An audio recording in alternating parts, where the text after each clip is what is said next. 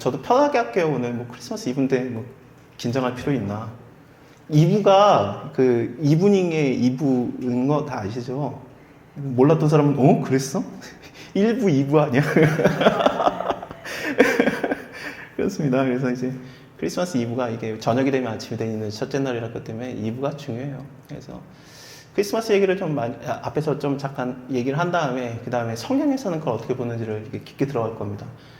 우리는 그 산타 할아버지를 얘기를 하면서 예수 그리스도의 오신 날에 우리도 같이 기뻐하려고 하는 건데, 산타 할아버지에 대해서는 여러 가지 의견이 있습니다만 아마도 목사님이었을 거고, 그때 목사님이 예수 그리스도의 탄생을 같이 기뻐하자고 하면서 선물을 준비한 다음에 동네에다가 이렇게 던지는 거죠. 뭐 그때 유리창이 있겠습니까? 뭐가 있겠습니까? 창문이 다 허술하니까 그냥 열고 그냥 탁 집어 던지고 그런 거죠.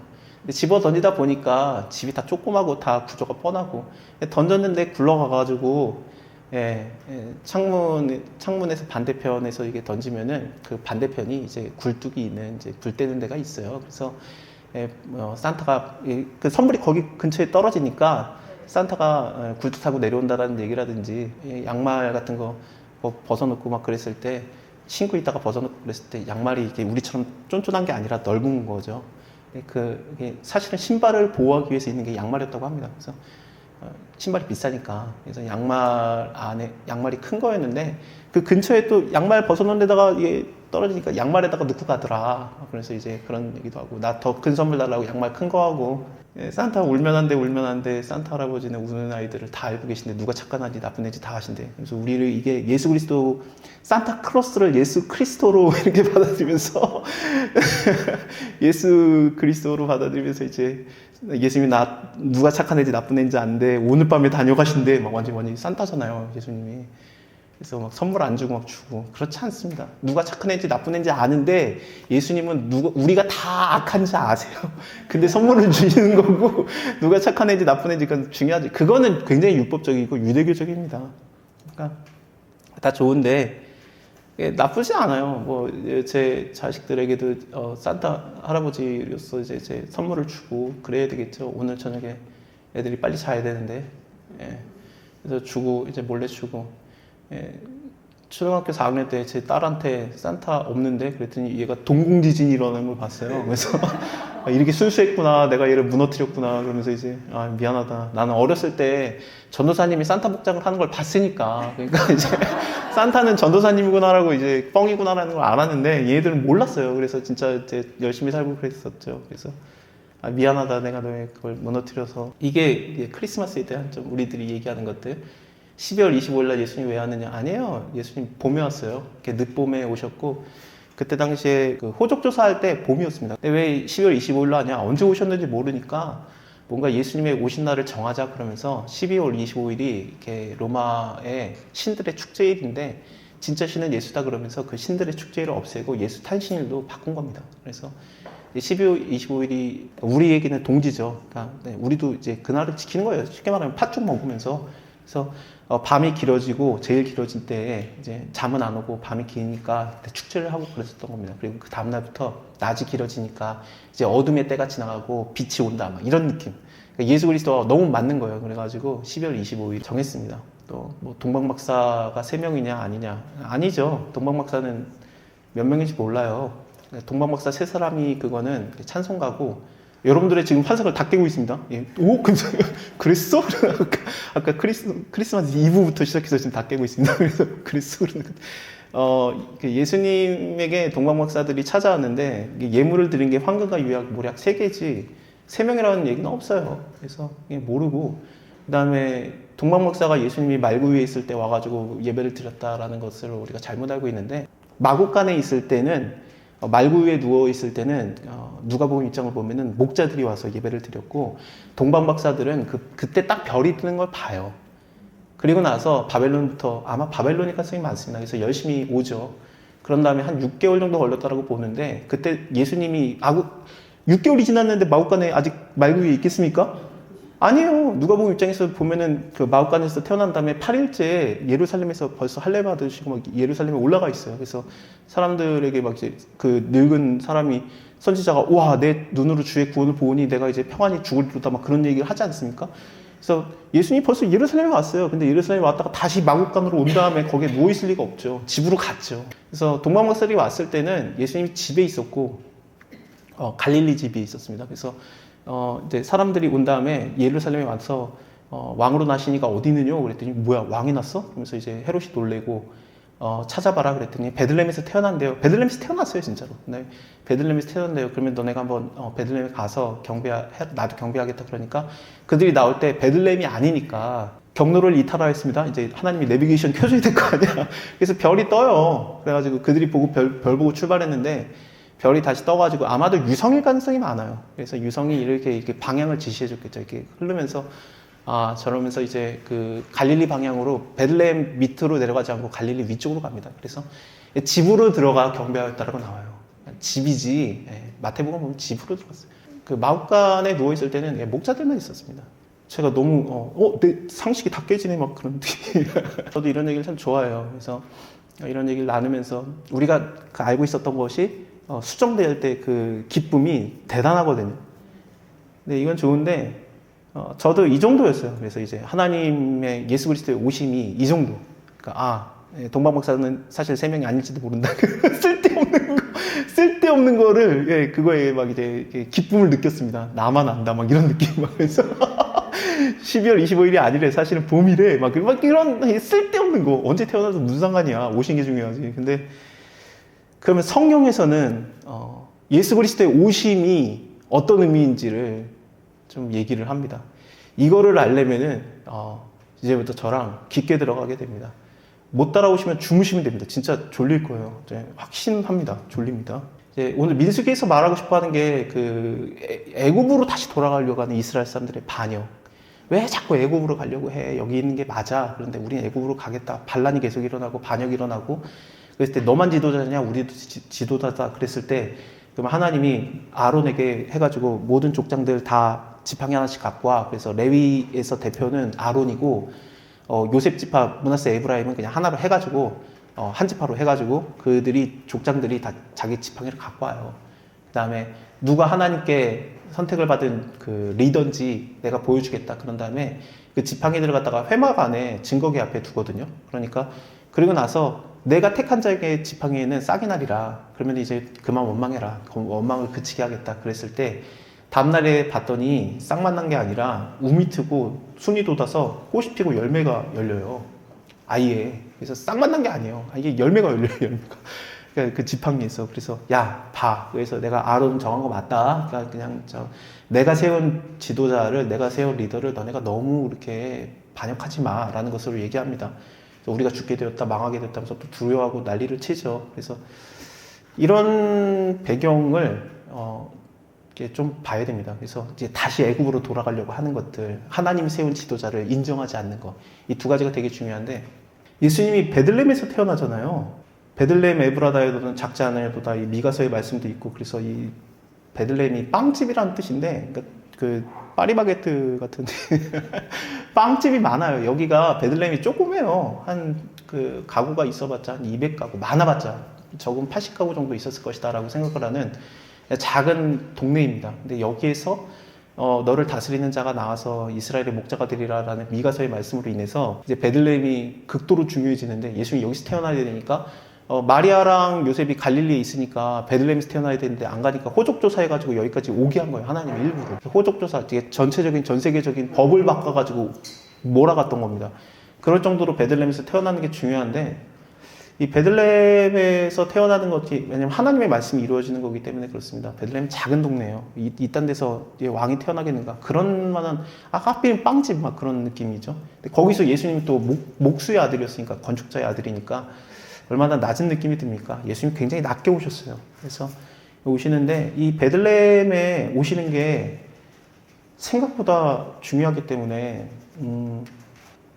한 얘기를 하려고 합니다. 예수님을 생각하면은 다윗의 동네에서 태어나신 이기 때문에 다윗 얘기를 먼저 해야 되긴 합니다. 그러니까 저는 이제부터 성경에서 말하는 예수 그리스도의 오심에 대해서 좀 생각을 하려고 하는 겁니다. 이게 어떤 느낌인가? 크리스마스 뭐 산타크로스 그런 거 말고, 그러니까 뭐 루돌프 말고 성경에서는 예수 그리스도의 오심을 어떻게 보는가? 다윗부터 봐야 되는데 왜냐면 다윗의 동네에 오셨다. 그럼 다윗을 알아야 되겠죠. 다윗 때 어떤 일이 있었냐면 다윗은 좀 결론부터 말씀드리면 하나님이 세운 지도자예요. 근데 그 지도자를 반항을 하죠. 이스라엘 사람들이. 어떻게 반항을 하느냐. 수도 없이 했지만 특히나 대단했던 것이 뭐였냐면은 다윗의 아들이었던 압살롬의 편을 듭니다. 이스라엘 사람들이. 압살롬이 잘생겼어요. 그가 그술 왕의 딸의, 그술 왕의 공주의 아들이에요. 잘생겼어요. 그러니까 공주의 아들이기 때문에 공주가 예뻤었던 것 같아요. 그래서 다윗이 여성 편력이 되게 이상해가지고 높은 사람들 좋아하고 막 그랬어요. 그거는 길게 설명 안 하겠습니다. 어쨌든 왕족을 좀 좋아해요. 자기가 무시를 많이 당해서 그런지 자기 아내였던 미갈 계속 내놔라 막 그랬던 게 골리앗 이기려고 했던 것도 다윗의 편력으로 자꾸 들어가네. 그래서 골리앗 이기려고 했던 것도 골리앗을 하나님의 이름으로 막 맞는데 백성들하고 얘기했던 건 뭐냐면은 저 골리앗 이기면은 진짜로 사울이 자기의 딸을 준대요. 사위 삼는데요. 그 얘기하고 있어요. 압살롬이 첫째 아들을 죽였잖아요. 그리고 둘째 아들이 있는데 둘째 아들은 좀 시름시름 앓다가 죽었어요. 둘째 아들은 그 똑똑했던 여자의 아들인데 똑똑했는데 그냥 죽어버렸고 셋째 아들이 압살롬인데요. 얘가 잘생기고 그러니까 첫째 둘째 사라지니까 내가 왕 돼도 되겠네 그런 상황이 된 거죠. 그래서 얘가 반역을 일으켰고 솔로몬 무슨 소리야 나한테 와야지 그러면서 반역을 일으켰고 그 상황에서 이스라엘 사람들이 전부 다 다윗의 편을 버리고 압살롬의 편에 씁니다. 하나님이 세운 자를 버리는 것이 나오는데 그때 다윗이 도망을 가고 용사들과 같이 도망을 간 다음에 어떻게 할까 그러면서 이제 도망가다 힘드니까 하나님이 별의별 방법으로 다 도와줘요. 다윗의 식탁에서 같이 밥을 먹었던 다리를 저는 자 요나단의 아들 무비보셋이라는 자가 있었는데 그를 도와줬던 그 집사, 그러니까 시종이 이제 무비보셋을 고발을 해요. 다윗 도망갈 때 다윗 편에 안 쓰고 잘했다, 잘됐다. 역시 너는 잘못돼야 된다. 내 아버지 사울을 인해서 우리 아버지 요나단을 인해서 너가 왕이 되는 건 말도 안 됐었는데 쌤통이나 막 그런 얘기로 뻥을 칩니다.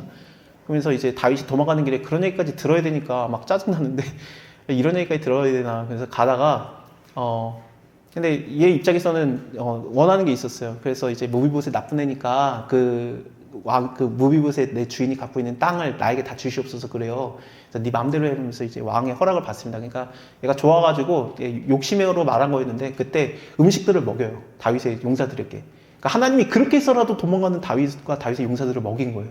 그래서 먹고 도망가다가 이제 어느 곳에 도착했는데 요단강까지 건넜습니다. 그런 다음에 거기서 있을 때 지쳐 있을 때 이때 어떻게 되나 우리는 어떻게 다시 힘을 낼까 그랬을 때 그 동네에 굉장히 부자였던 바르실레라는 노인이 하나 있었습니다. 그 사람과 마길이라는 어떤 사람이 있는데 둘 다 부유한데 그 두 사람이 다윗과 다윗의 용사들에게 먹을 걸 베풀어요.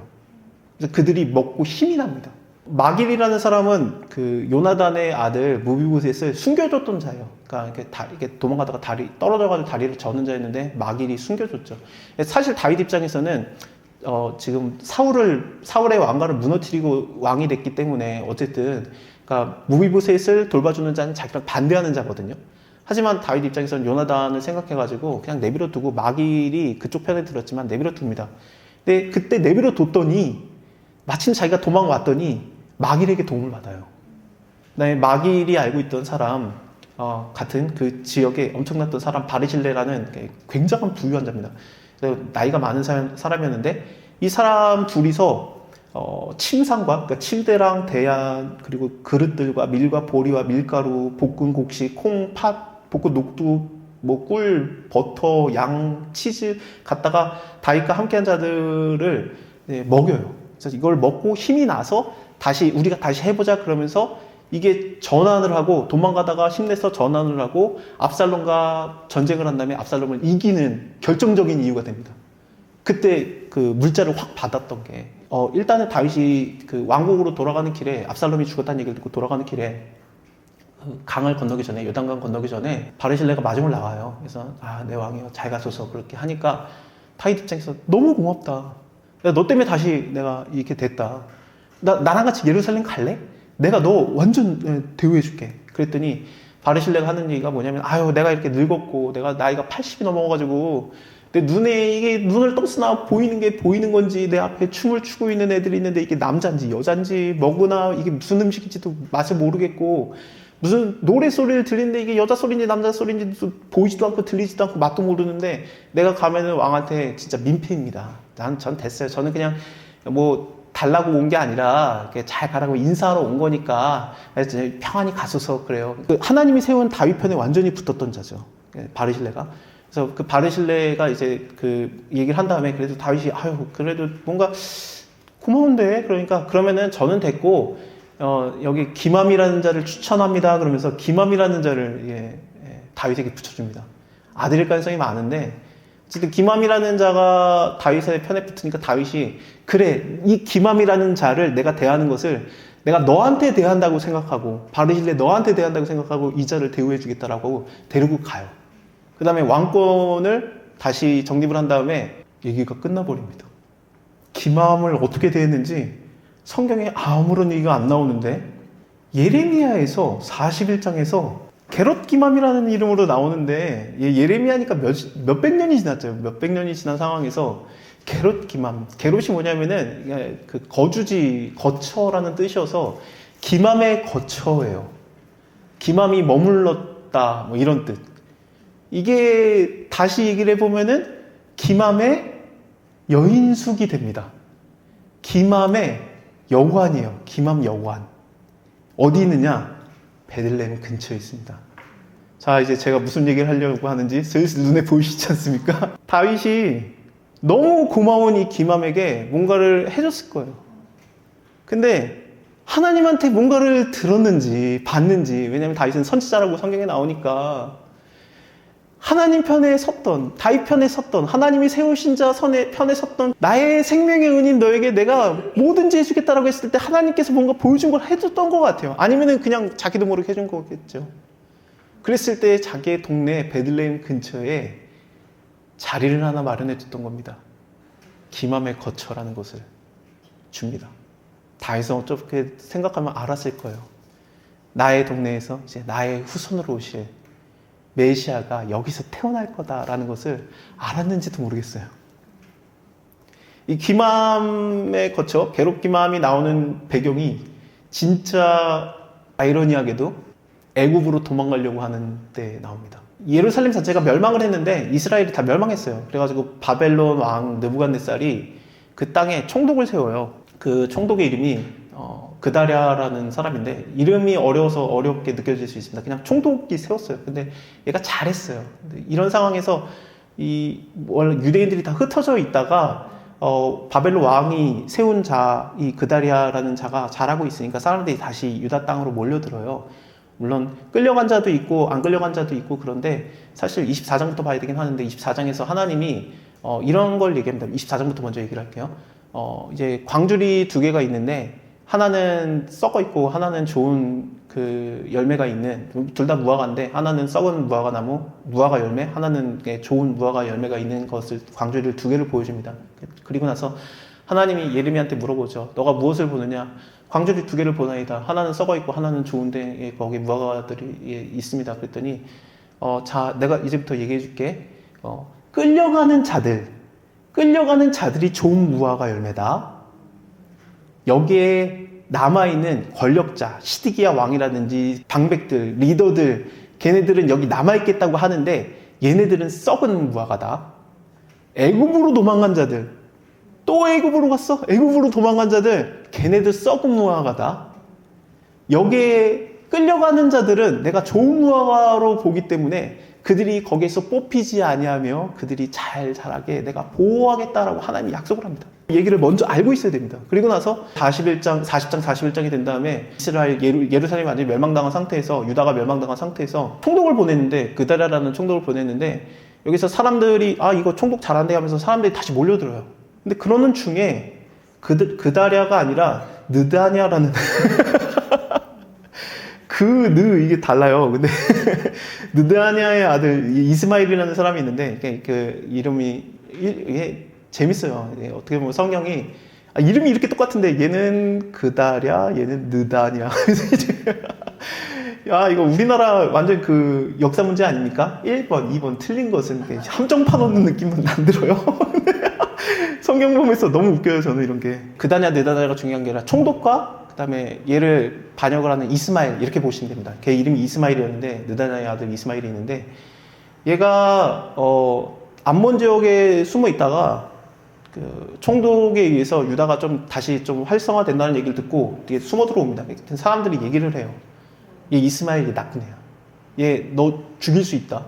얘 위험한 애예요. 얘가 모여져 있는 유대인들 다 흩을만한 놈이야. 얘 절대 믿으면 안 돼. 그랬더니 총독이 나 됐어. 나 다 받아들일 거야. 난 그냥 그런 얘기 하지 마. 그러면서 나쁜 얘기 하지 마. 그러면서 다 받아들입니다. 그런 상태에서 이스마엘이 총독을 죽여요. 그런 다음에 대학살 사건이 일어납니다. 근데 사람들이 죽었는지도 모르고 있다가 어마어마하게 당합니다. 이 상황에서 사람들이 어떤 느낌이 들었냐면은 야 이렇든 저렇든 바벨론 왕 입장에서 볼 때 느부갓네살 왕 입장에서 볼 때 이 식민지가 갑자기 반역을 일으켜가지고 총독을 죽인 거예요. 누가 죽였든지 말든지. 우리가 흩어지자라는 얘기를 합니다. 우리는 어디로 갈까? 여기 있을까? 아니면 애국으로 도망갈까? 라는 얘기가 됩니다. 그때 도망가려고 하는 사람들이 잠시 머물렀던 곳이 베들레헴 근처의 게롯기맘입니다.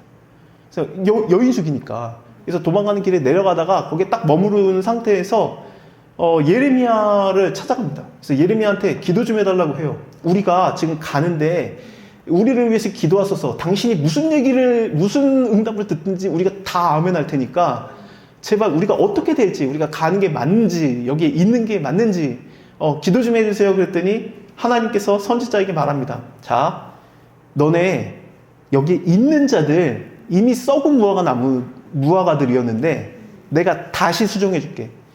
이제 있어라. 그러면 내가 너희를 좋은 무화과다 라고 해줄게. 가면 썩은 무화과다. 너네가 마음이 뭔지 안다. 애굽에 가면은 거기는 전쟁도 없고 나팔 부는 것도 없고 그러니까 우리가 가면은 안전하리라고 하지만 내가 그 애굽에 칼을 보내겠다. 그러니까 여기에 있어. 거기가 안전한 게 아니야. 내가 안전하다고 하면 안전한 거야. 하나님이 세운 느부갓네살이 그게 내가 세웠기 때문에, 그가 나를 믿지 않더라도 내가 세운 자기 때문에 그는 나의 종으로서 일하고 있고, 내가 세운 자를 인정하고 내가 세운 자와 함께하는 것이 그게 나를 반영하지 않는 것이다. 애굽에 가지 마라. 애굽도 믿는 사람 없어. 그런 거죠. 나의 종 느부갓네살이라고 말해봐. 실질적으로 그때 당시에 다니엘서를 보면 이제 느부갓네살이 이제 하나님 만나고 난리도 아니죠. 어쨌든 그러지 마, 가지 마 그래요. 그래서 이제 이스라엘 사람들이 우리가 이 여호와의 말씀을 청종하리다, 당신이 기도한 대로 우리가 듣겠습니다라고 했지만 안 들어요. 니네가 날 떠나고 가는데 칼 박힌 그의 연병에 죽을 줄을 너네가 분명히 알아라. 그래서 이제 떠나게 합니다. 자, 여기까지 들으셨는데 어떤 느낌이 드십니까? 하나님이 세운 자가 느부갓네살이라고 하더라도 그를 함께하는 것이 좋은 열매예요. 너네가 내 말에 순종하면. 순종하는 게 뭐냐면은 내가 세운 지도자를 인정하고 같이 있는 것이 좋은 열매다. 마태복음에서 예수님에 대해서 세례 요한이 설명을 할 때 너희가 그를 믿어라, 그를 섬겨라, 내 뒤에 오시는 이는 엄청난 분이어서 너희가 좋은 열매를 맺지 아니하면은, 도끼가 나무뿌리에 있으니 좋은 열매를 맺지 아니하면은 찍혀서 너희가 버려질까, 너희가 두려워하라, 불에 던져질까 두려워하라 그래요. 그 좋은 열매가 사랑과 희락과 화평과 오래 참음과 자비가 영성과 충성과 온유와 절제겠습니까? 그거는 저기 뒤고, 세례 요한이 하는 얘기를 들으면 마태복음 극초반에서, 1장은 아닌데 극초반에서, 그럼 좋은 열매가 뭐겠습니까? 하나님이 세운 자를 인정하는 것이 좋은 열매다예요. 그러니까 내 뒤에 오시는 이는 나보다 엄청난 존재니까, 하나님이 세운 자 맞으니까 그와 함께하는 좋은 열매를 맺어라예요. 그를 인정하라. 그와 함께하라. 그게 좋은 열매입니다. 내가 좋은 열매로서, 버려지지 않는 그 좋은 열매로서가 뭐냐면 하나님이 세운 자와 내가 함께해야 된다. 하나님이 세운 자를 인정해야 된다. 그러니까 하나님이 세운 자가 오는데 우리가 몰라보면 어떻게 하지? 예수 그리스도를 우리가 지금은 인정하지만 이때 당시에는 예수 그리스도가 어떻게 알아? 베들레헴에서 태어나긴 했는데, 빵집에서 그 빵집 많은 그 동네에서 태어난 그냥 목수의 아들. 스가랴서에서 너희가 그가 누군지 알아보게 해주겠다라고 하면서 힌트를 하나 줍니다. 사로잡힌 자들, 바벨론에 사로잡힌 자들이 많은데 그 바벨론에부터 돌아오는 헬데와 도비아라고 라는 자, 이들이 요시아의 집에 들어갔다라는데, 여기서 헬데랑 도비아를 바벨론에서부터 오는 지혜자, 리더급의 사람들이 요시아, 여호수아, 예수의 집에 들어가는데, 여호수아가 예수니까 그 집에 금을 취하여 들어가서 머리에 면류관을 씌우리라가 나와요. 그 사람, 먼 데서 온 사람이 여호와의 전을 건축할 건데, 예수 그리스도께서 성전을 지으시는 성전 자체이신데, 그를 함께 하고 인정하는 먼 데서 바벨론에서부터 온 리더가, 지혜자가 면류관을 씌우면서 금을 주면서 그와 함께 성전이 지어질 것인데, 그러면 너희가 알아라 라고 말합니다. 그거 바로 메시아라고.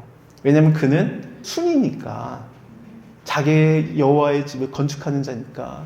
순이라는 게 뭐 성경에 너무나도 많이 예수님으로 표현이 됩니다. 그것을 니네가 알아라. 그래서 그 스바냐의 아들 요시아라고 얘기해야 되는데, 갑자기 그 스바냐의 아들 이름이 헨으로 바뀌면서 헨을 기념하라 그럽니다. 근데 헨이라고 하면서 이름을 딱 바꾸면서 오히려 이게 뭐야? 왜 갑자기 이름을 바꿨지? 하면서 집중하게 만들었는데, 헨이 뭐냐? 4장을 보면은 하나님의 성전이 지어질 때, 그때 그 바벨론에서부터 돌아온 포로 귀한 1세대들이 스룹바벨 성전을 지을 때, 이것은 네 힘으로 하는 게 아니다. 너의 능력으로 하는 것이 아니다. 힘이 아닌, 능력이 아닌 오직 성령으로 주 말씀이 나의 신이 성전을 지을 것인데, 그가 머릿돌을 내려놓을 것이면서 은총이 그에게 있을지어다 그러는데, 은총이 히브리어로 헨입니다. 헨에게 들어갔다라고 하는데 은총이에요. 그가 누구냐? 머릿돌 대신은 예수 그리스도를 얘기합니다. 이게 성경에서 말하는 예수 그리스도의 탄생입니다. 하나님이 얼마나 이거를 고대하고 기대하셨는지, 하나님이 얼마나 준비하셨는지가 너무 잘 보여요. 너무 잘 보여요. 니네가 몰라보겠지. 먼데 바벨론 사람 지혜자가 와서 금을 들이면 그때는 이해하겠니? 동방박사가 왔다는 소식이 전체에 퍼져요. 비밀리에 오지 않아져요. 하나님이 퍼뜨린 거예요. 니네가 이해 못해? 알아보라고 했잖아. 동방박사 오면은 이게 예수 그리스도라고 내가 이해하라고 했잖아 하면서 이 구절을 얘기한 겁니다. 동방박사들이 와서 예루살렘에서 유대인의 왕으로서 나시니가 어디 있느냐 하니 예루살렘이 소동하였더라. 다 알았어요. 다. 예수가 드러나신 겁니다. 머릿돌 되시는 그 성전의 건축자이신, 스스로가 건축되어지신 예수가 이 땅에 오시는 것이 하나님의 계획과 은혜입니다. 우리에게 민수기에서 다시 물어보는 거예요. 하나님이 세운 지도자, 대제사장이신 예수 그리스도, 너희가 인정 안 해도 내가 인정할 거야. 지팡이에 열매가 나면은 싹이 나고, 싹만 나겠다 했는데 싹 갔다가는 하나님이 속이 안 우러나신지 똑바로 좀 봐 그러면서 순이 나고 꽃이 피고 열매가 나게 하는 그런 일로 해서 이제 됐냐? 이 정도면 아론도 하나님이 이렇게 세워요. 느부갓네살도 그렇게 세워요. 예수 그리스도로 하나님이 세우신 것은 그 밝히 보이는 나의 아들, 내가 세운 아들 예수 그리스도와 함께 하면은 내가 너에게 얼마나 많은 은혜를 베풀겠느냐라는 것이 하나님의 마음이죠. 다윗은 그거를 봤던 것 같아요. 아, 내가 뭔가를 느꼈어. 김하마, 내가 너한테 뭘 해줘야 되겠는데 베들레헴이라는 동네에 가서 거기에 있어라. 니는 모르겠지만 나중에 거기서 엄청난 존재로 태어나신다. 그가 갈 곳이 없을 때 그를 받아주는 곳이 될 것이다 라고 생각을 했던 것 같아요. 아, 역시 김함의 집에서 태어났구나 그러면 좋은데, 환상을 깨트리는 게 또 저는 성경대로 말해야 되는 걸 어떻게 해. 근데 그러면 좋아요. 근데 안타깝게도 그 게롯 김함이 베들레헴에 있는 게 아니라 베들레헴 근처에 있어요. 그래서 김함의 여인숙에서 태어난 게 아니에요. 왜냐면 여관에 방이 없었잖아. 그러니까 마구간에 갔잖아요. 그러니까 베들레헴에 들어갔고, 또 그러니까 여기는 아니에요, 사실은. 아니, 여기서 태어났다고 하면 은혜로운데, 저도 그렇게 설교를 끝내고 싶은데, 근데 그게 아니라, 그런 나의 노력으로 되는 것이 아니라 다윗의 편에 섰던 그 김함에게 어떤 은혜가 있었느냐. 예수 그리스도의 탄생 때 그 집을 직접 마구간을 제공한 건 아니었겠지만 정말 근처에서 가까이 있었어요. 가까이. 이거라도 얼마나 은혜입니까? 내가 하나님과 가까이 하는 것만이라도 얼마나 은혜입니까? 다윗은 그거를 김함에게 선물로 준 거예요. 예수 그리스도가 어디서 태어난지 모르겠는데 네가 거기 가까이 있게 해주겠다라고 기맘의 거처를 제공한 게 아닐까라고 생각을 합니다. 예수 그리스도께서 이 땅에 오신 날입니다. 물론 이 날은 땅이 아니지만 그냥 기념하는 날입니다만, 내가 그때 하나님과 가까이 하면서 하나님 안에서 하나님과 기뻐하면서 우리 가족들과 선물을 나누고 크리스마스 캐롤을 하고 양말에 선물을 넣어보려고 하고, 이 모든 것들은 하나님께서 우리에게 기쁨을 주시기로 허락된 날이기 때문에 그렇습니다. 라마에서 슬퍼하며 애통하며 라헬이 그 자식을 잃었으므로 위로받기를 거절하였도다. 그 구절이 있긴 하지만 그 구절만 빼고 그 장 전체가 굉장히 신나는 장이에요. 그래서 하나님을 위해서 기뻐하고 막 그 춤추는 내용들이 나옵니다. 물론 고난도 있었죠. 베들레헴의 아이들이 죽는. 하지만 우리가 오늘 기뻐하는 것은, 너는 왜 크리스마스 때 네 생일도 아닌데 잘 챙겨 먹는다? 그래도 돼요. 네 생일날 네 생일날 다들 너 나도 밥 먹으러 가면 네가 좋아하겠냐? 예수 그리스도 생일 때 네가 왜 밥 먹고 좋아해? 영화를 왜 보러 가? 오늘 금식해. 아니에요. 아니에요. 하나님 안에서 기뻐하면 돼요. 예수의 탄생, 그것을 알아보게 하시는 하나님의 말씀, 오늘 우리가 그것을 봤습니다. 몰랐어도 여러분들이 알고 믿고 있었기 때문에 더 복이 되지만, 성경을 공부하는 사람 입장에서 여러분들과 함께 이걸 나누고 싶었습니다. 주님 나에게 와주셔서 내가 주님을 알아보게 하셔서 참 감사합니다. 이 죄인을 받아들이다니, 누가 착한 애지 나쁜 애지, 난 나쁜 애인데 나에게 오시다니 하면서 나와 가까이 하신 하나님께 감사하고 또 회개도 하고 또 기뻐도 하는 기도로 시작하겠습니다.